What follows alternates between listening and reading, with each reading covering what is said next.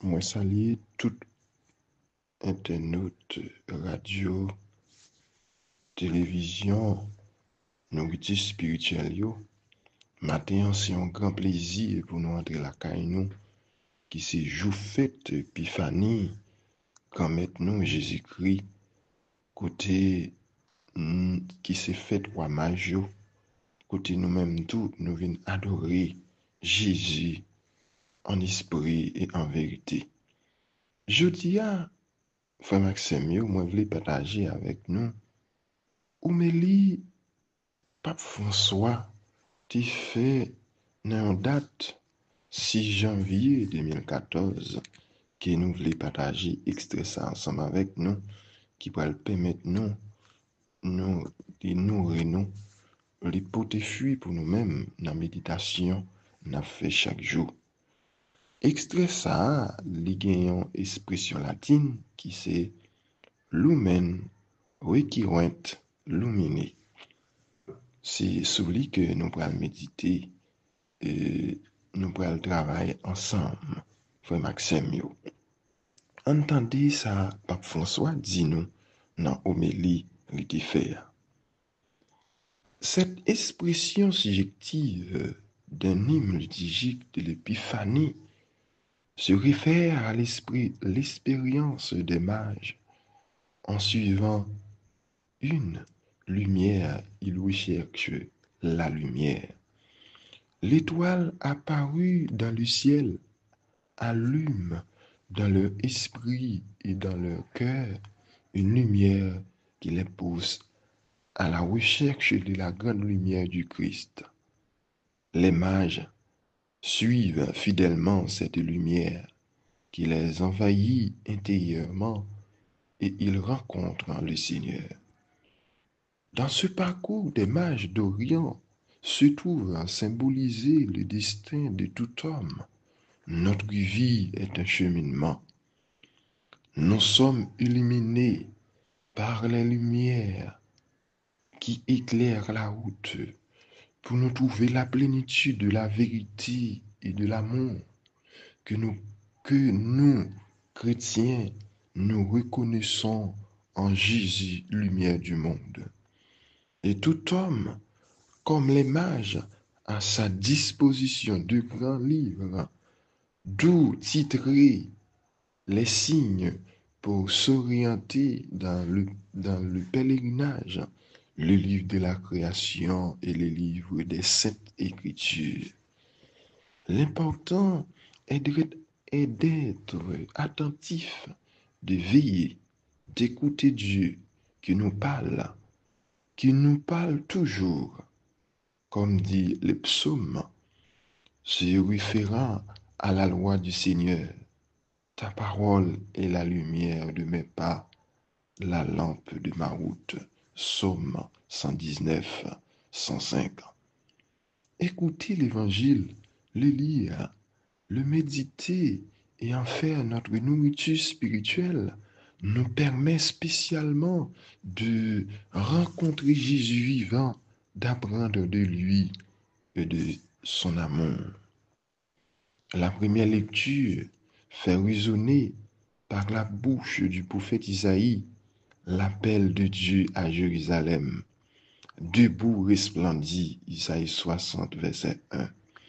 Jérusalem est appelée à être la ville de la lumière qui reflète sur le monde la lumière de Dieu et aide les hommes à marcher sur ses voies. C'est la vocation et la mission du peuple de Dieu dans le monde. Mais Jérusalem peut manquer à cet appel du Seigneur. L'Évangile nous dit que les mages, quand ils parvinrent à Jérusalem, perdirent un peu de vue l'étoile. Ils ne la voyaient plus. En particulier, sa lumière est absente dans le palais du roi d'Hérode. Cette demeure est ténébreuse. L'obscurité, la méfiance, la peur, la jalousie y règnent.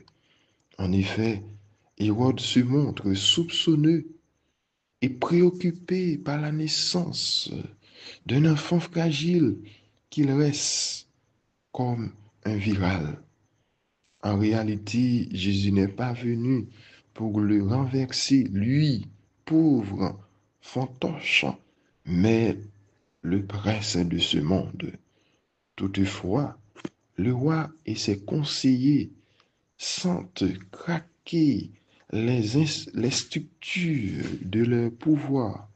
Ils craignent que soient retournées les règles du jeu, de masquer les apparences. Tout un monde, tout un monde édifié sur la domination, sur le succès, sur la voix, sur la corruption, est mis en crise par un enfant. Et Hérode en arrive à tuer les enfants. Tu assassines ces faibles corps parce que la peur assassine ton cœur, écrit Saint Gauduldeus. C'est ainsi, il avait peur, et par cette peur, il devient fou. Les mages sûrs de passer ce moment dangereux d'obscurité auprès d'Hérode, parce qu'ils crurent aux Écritures, à la parole des prophètes, qui indiquait à Bethléem le lieu de la naissance du Messie. Ainsi, ils échappèrent à torpeur de la nuit du monde. Ils reprirent la route vers Bethléem, et là, ils vinrent de nouveau étoiles.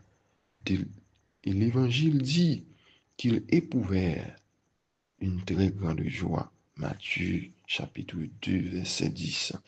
Cette étoile qui ne se voyait pas dans l'obscurité de la mondanité de ce palais.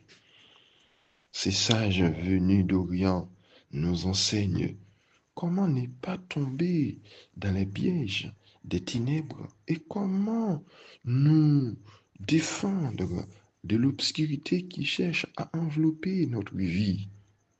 La foi est une grâce, elle est un don. Il nous revient de la garder avec la prière, avec l'amour, avec la charité. En la fête de l'Épiphanie, nous nous rappelons la manifestation de Jésus à l'humanité dans le visage d'un enfant. Nous sentons près de nous les mages comme des sages compagnons de route. Leur exemple nous aide à lever les yeux vers l'étoile et à suivre les grands désirs de notre cœur. Il nous enseigne de ne pas nous contenter d'une vie médiocre, sans envergure, mais en nous laisser toujours fasciner par ce qui est bon, vrai, beau.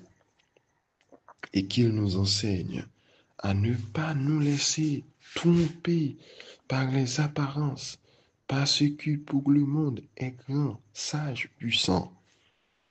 Il ne faut pas s'arrêter là. Il est nécessaire de garder la foi. À notre époque, cela est très important, garder la foi. Il nous faut aller au-delà, au-delà de l'obscurité, au-delà de l'attrait des sirènes, au-delà de la mondanité, au-delà de tant de modernité qui existe aujourd'hui. Aller vers Bethléem, là où, dans la simplicité d'une maison de périphérie, entrer une maman, un papa plein d'amour et de foi, resplendit, soleil venu d'en haut, le roi de l'univers. À l'exemple des mages, avec nos petites lumières, cherchons la lumière et gardons la foi, qu'il en soit ainsi.